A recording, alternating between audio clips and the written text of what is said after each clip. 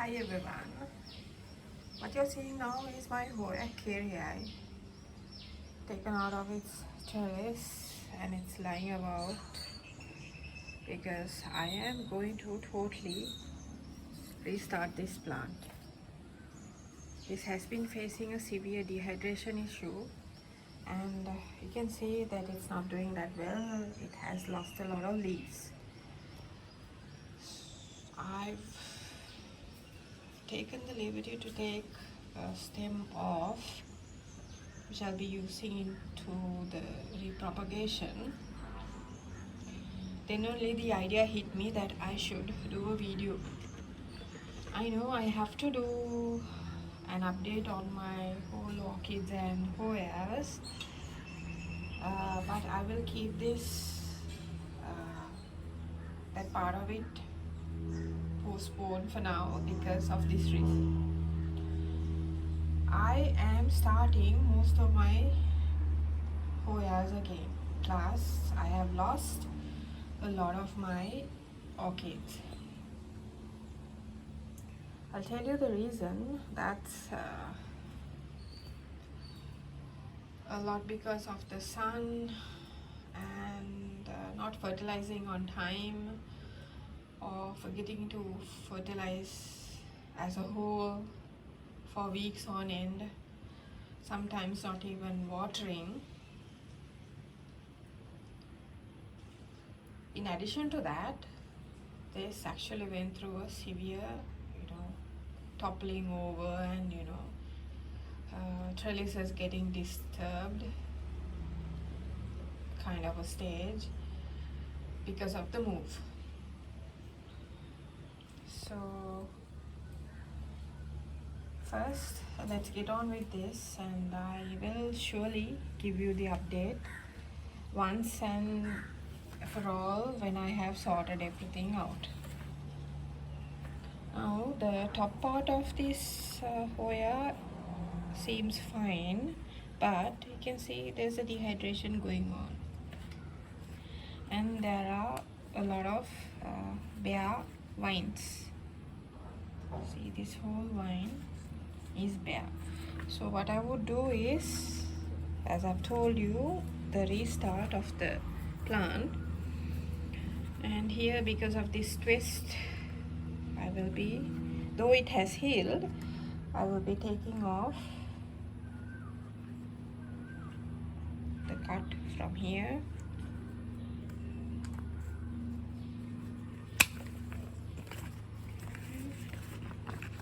and placing them in water.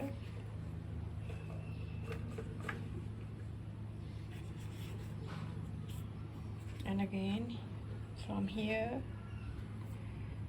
to the bare point there is a lot, so I would be taking it off somewhere here, so I will be able to use these aerial roots for the repropagation.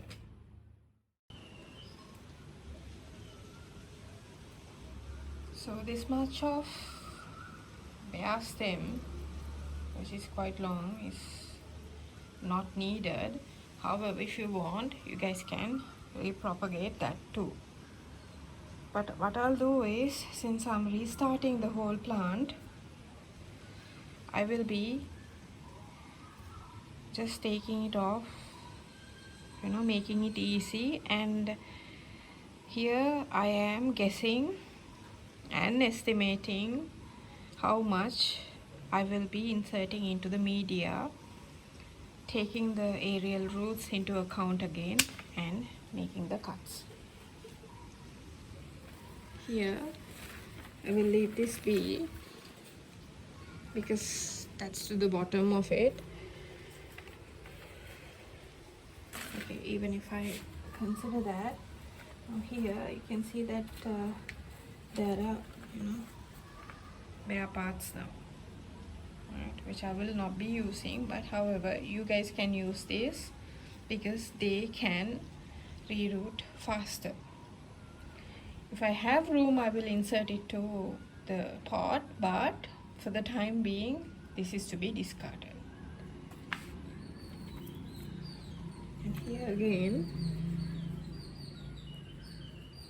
this bare part I will be taking off because I have a part here. Slowly but surely I'll be pulling this out now because I know I have inserted a lot of it into the media too. So these original root parts are not needed for me because they are very bare and it's quite, you know, decaying at the bottom. So again, this will be another cut. It pains me to do this, but I tried so much to get this to work and it did not, so which means it needs a quite a good restart. Okay.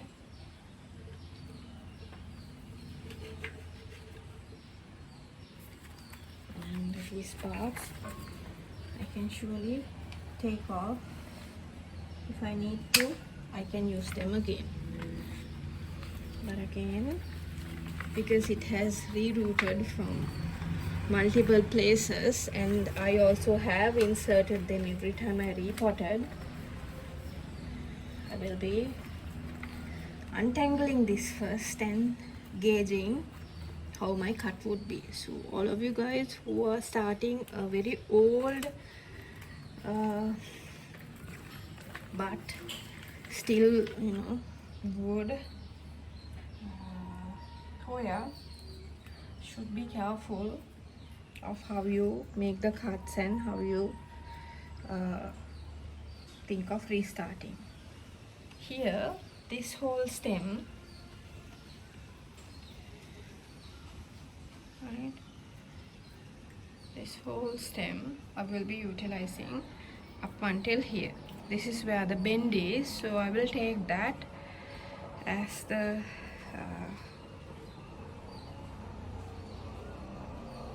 cutting point and I will make a cut there.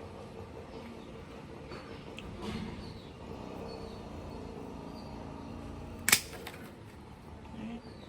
But it's too long. Still, I can make it short, but however, whatever the cut, I will make sure I will be making below the node. So whatever that would be, you know, spreading will be stopped from the node. If there is, you know, an infection or just decaying, normally they stop. You can stop them in between nodes.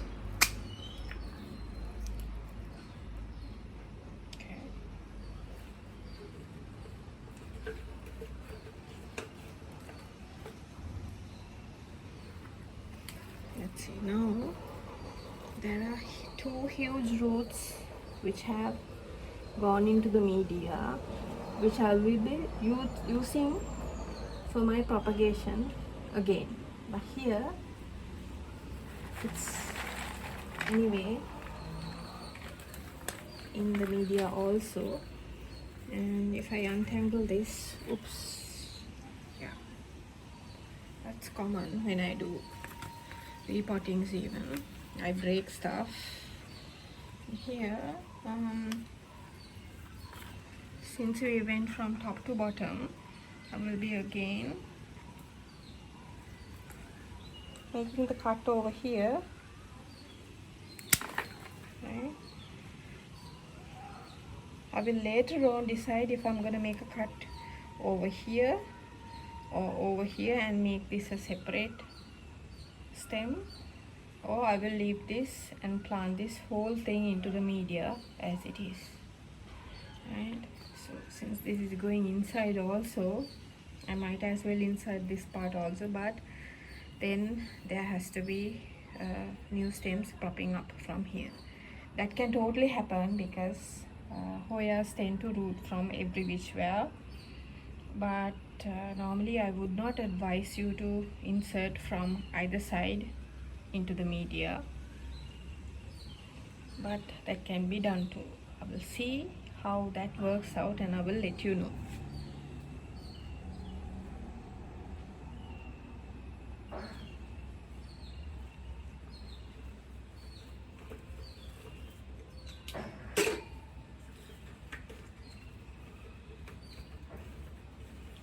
everything is out of the pot, and now we are dealing with the cuttings.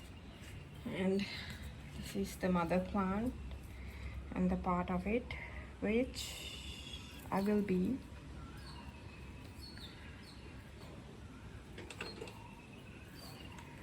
taking off from here.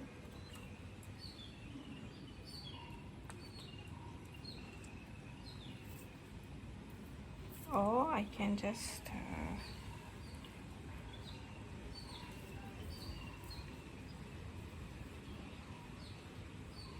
remove this part and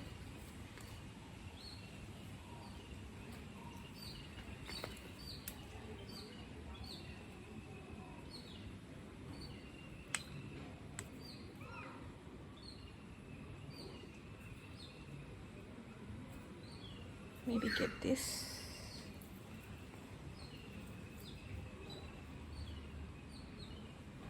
Okay, this is what I'm gonna do. Here I will make the cut over here, right? This leaf will be sacrificed. Right? This will be one stem, right? And I will leave this be and make the cut over here. Right.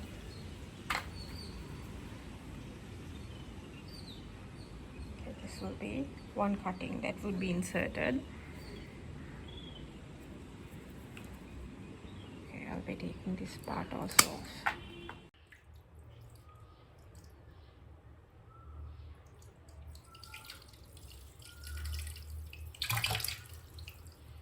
I added some Mega Thrive. I did not measure, nothing. I just added a bit, and I'm gonna soak all of the cuttings I have. So I can just add them like this and get it soaking.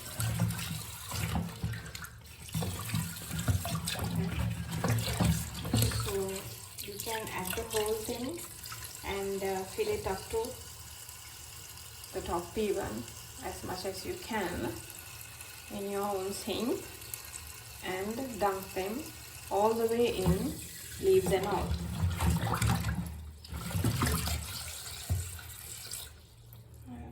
Even if you keep this overnight, that's fine, because the more you soak, the more better it would be, and this will get rid of all the dead material too. You guys know I use Mega Thrive. I'll show you the bottle again. This is made by Norman Fang, and I have spoken about this many times, and I love this. This has been my saving grace when it comes to any kind of dehydration, root rot issue, or any other issue that my Hoyas or orchids may face. And I can use this for a quick rejuvenation or as a method of prepping up a plant, a fully grown plant, or a few cuttings. Like this, I will leave this for some time, and then I will get the media ready while this happens. So it will be an easy transition into the new pot. What Mega Thrive does is it will give all the nutrition and revamp your cutting or your plant and make an easy transition to the new pot or the new media or its new beginning, by causing the minimal amount of stress. So the transplant shock will be minimum. It's night time. I just wanted to show you all that I took all the cuttings out of my farmhouse sink and placed them in a semi-hydro pot with the the same megatrized solution at the bottom. So all the stems are touching to the bottom, and I will leave this as it is outside on my balcony until morning, where I'll be repotting them. 2 beds, previous spot. Here are the trellis, the former trellises that I had. They are very long. What I would be doing is only keeping them to the length that they already are after being repotted. I will be cutting this right in the middle, so it will only support the existing length of the cutting. It's early morning on Sunday, and before this video I potted up all the cuttings. Guys, if you want a step-by-step guidance, there are multiple videos of me potting up cuttings or smaller plants in 600 milliliter plastic coffee cups. You can refer my videos towards the mid 2022 and you will see a lot of them. But I will take you through all the steps. Here to the most bottom of this are the largest grade of lava rock and charcoal I have. It will fill about half of the pot because this is deep, and I needed to keep it airy. I'll tell you why I needed to keep it airy. But first, the second half is filled with the medium-sized medium.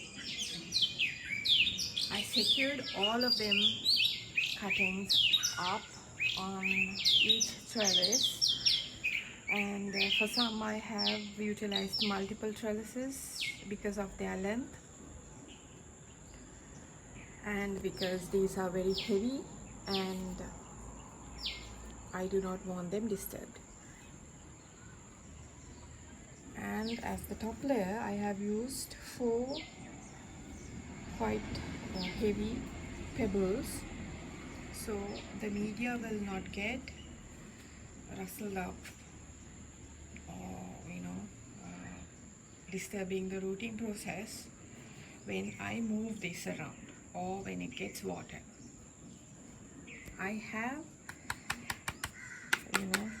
shaken this up and placed the media in the correct positions, but I have also utilized some of the lacquer so the wicking would be faster. By using the largest to the bottom, and when you keep on a descending level when it comes to sizes, what I tried to achieve was the quick drying ability within the media, because if the media is chunky pieces, the water will be wicked out or dried out very faster. If the media is smaller, the drying process will be very slow. Since my Hoya kerri is already in trouble, I did not want this to be introduced into further dehydration. I wanted the root rot to be cured. You saw when I pulled out the vine, there were no roots whatsoever, which means that is the reason these dehydrated and fell off. Whatever the cuttings that would root will root, and I will see sign. When I see sign, this crowded look will be slowly untightened from here. But I will leave this as it is, because a slight bit of rooting that would show off a new leaf is not enough for a cutting to reroot properly. Therefore, no disturbance from the top or the bottom should happen. Therefore, I cannot take off any rooted cutting while the whole thing is rooting. Because of disturbance I may cause to the nearby cutting. Again, this is dehydrated, so the less amount of stress would benefit the cuttings,